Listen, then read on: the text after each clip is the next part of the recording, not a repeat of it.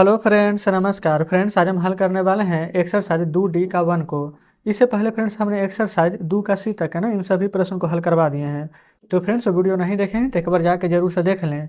हमने इसका प्लेलिस्ट बनाया हुआ है, उसमें सभी वीडियोज आपको चैप्टर वाइज मिल जाएगी। तो चलिए फ्रेंड्स हल करते हैं 2D का पहला नंबर। बोला गया है ना कि निम्नलिखित संख्याओं के प्रथम 5 गुणज लिखिए। 5 गुणज कहने का मतलब फ्रेंड्स 3 है ना, तो 3 ही का पहाड़ा आगे यहाँ पर कंटिन्यू रखेंगे। कैसे फ्रेंड्स? तो चलिए समझते हैं पहले नंबर प्रश्न को। देखिएगा पहला का ए, जिसे एक तो 3 है, 5 गुना है ना, तो 3 का 3, 3 दूनी के 6, 3 तिया का 9, 3 चौके 12, 3 पचे के 15। यही फ्रेंड्स बोला गया था ना, इसी प्रकार से हमारा 5 गुना यहाँ पर हो गया है। ठीक है। अब इसे दूसरा में है 5, तो 5 का 5, 5 दूनी 10, 5 तिया 15, 5 चौ 20, 5 पचे 25। अब कहेंगे 11 है, 15 है, तो सभी का पहाड़ा ही ना लिखना है। तो लिख दीजिए 11 का 11, 11 दूनी 22, 11 तिया 33, 11 चौ 44, 11 पचे 55। आगे फ्रेंड्स 15 का 17 का सभी का पहाड़ा लिख लीजिएगा, है ना, कोई दिक्कत नहीं होगी। दूसरा देखिए, प्रत्येक कथन के ना सही होने पर सही और गलत होने पर ना गलत का चिन्ह लगाना है। बिल्कुल देखिए यहाँ फ्रेंड्स हम दूसरा का ए नंबर को हल कर लेंगे। बोला गया ना कि प्रत्येक संख्या अपने आप की गुणज होती है। बिल्कुल सही है फ्रेंड्स। जितना भी संख्या ना, एक ले लीजिए अपने आप का गुणज होगा, 2 ले लीजिए अपने आप का, प्रत्येक संख्या अपने आप का गुणज होता है। बिल्कुल सही है।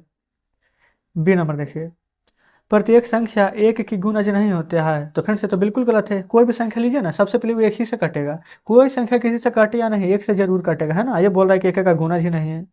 आगे चलिए, सी में बोला गया ना कि 20, 20 फ्रेंड्स एक का गुणज है। देखिए 20 को कैसे लिख सकते हैं आप? 1 गुना 20 नहीं लिख सकते हैं? तो बिल्कुल, तो क्या 1 का गुणज है? हाँ है, तो सही। डी देखिए, किसी संख्या का गुणज स्वयं उस संख्या के बराबर नहीं हो सकता है।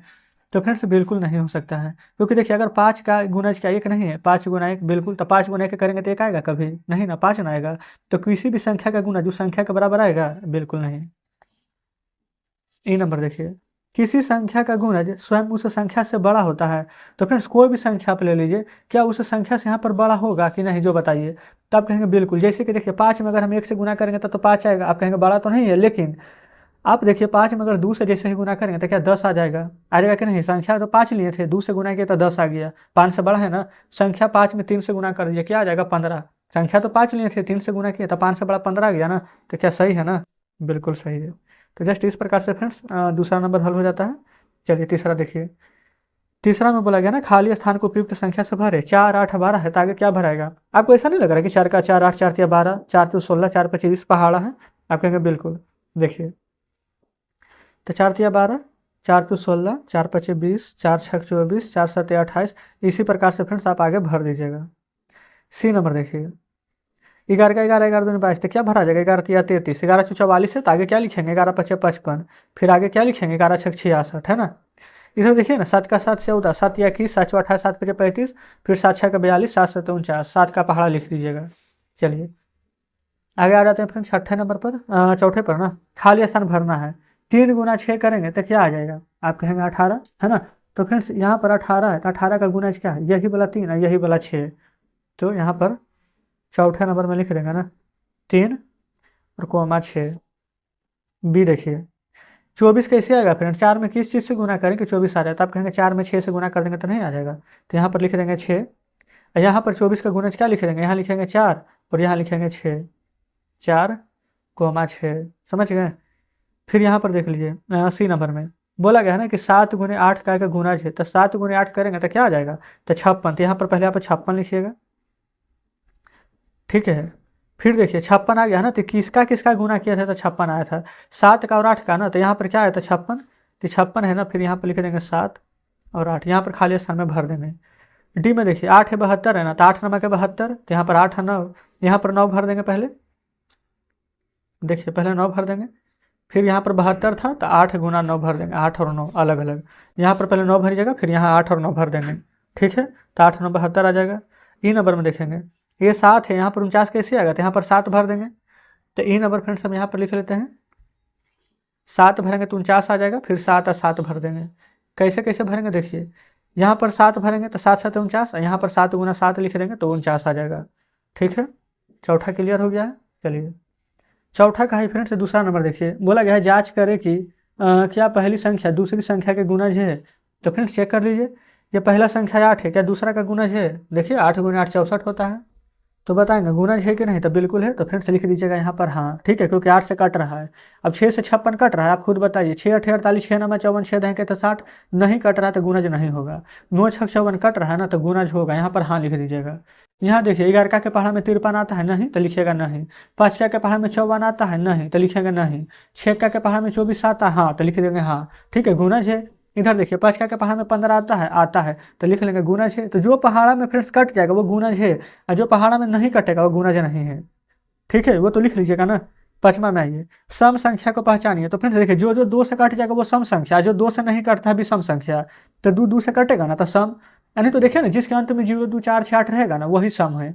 तो 2 है कटेगा, 11 नहीं, 4 है ना कट जाएगा, 3 है तो नहीं, 5 है तो नहीं, 4 है तो कट जाएगा, 2 है तो कट जाएगा। समझ गए?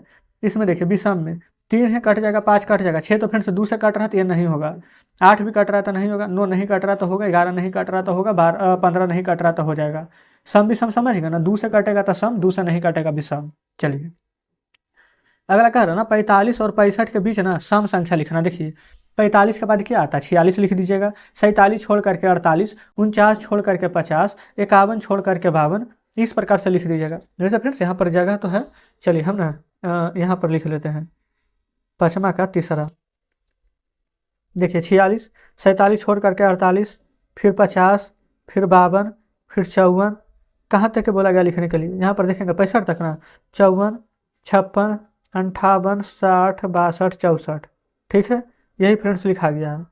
अब 20 और 40 के बीच में ना विषम संख्या बोला गया। विषम यानी कि जो 2 से नहीं कटता हो, कैसे लिखेंगे?